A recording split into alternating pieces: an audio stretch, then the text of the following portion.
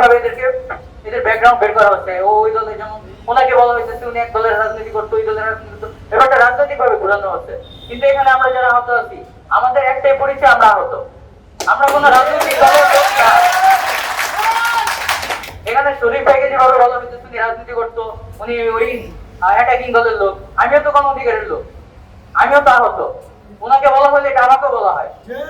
আর ছাত্র অধিকার পরিষদ, গণ অধিকার পরিষদ আমরা জানতাম তারা হচ্ছে জনবান্ধব ছাত্র বান্ধব সংগঠন।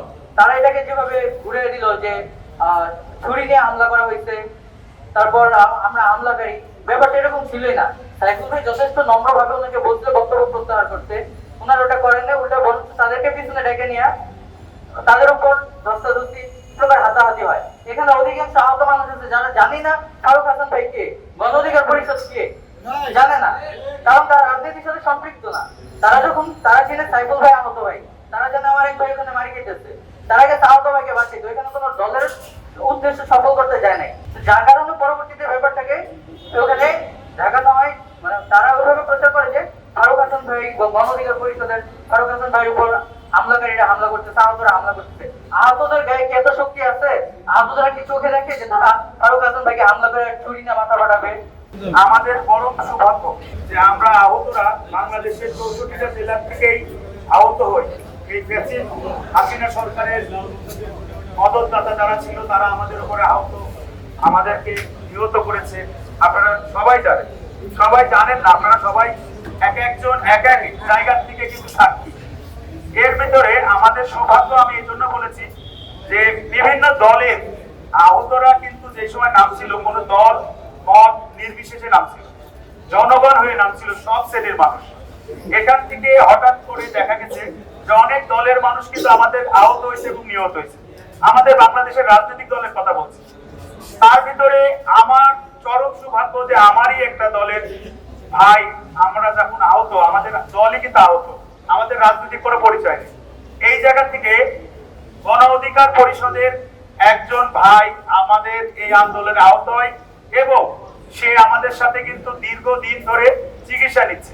এর আগেও বলেছি আমাদের এই 64টা জেলার আহতরা যারা আমরা এই হাসপাতালে, বিভিন্ন হাসপাতালে ভর্তি আছি, তাদের কিন্তু আহত হওয়ার আগেও নিজস্ব কিছু পরিচয় ছিল। কেউ ব্যবসা করত, কেউ রিক্সা চালাতো, কেউ ভ্যান চালাতো, কেউ কাঁচা তরকারি ব্যবসা করেছে, কেউ ফলের ব্যবসায়ী, এরকম রাজনৈতিক লোকজনও কিন্তু ছিল।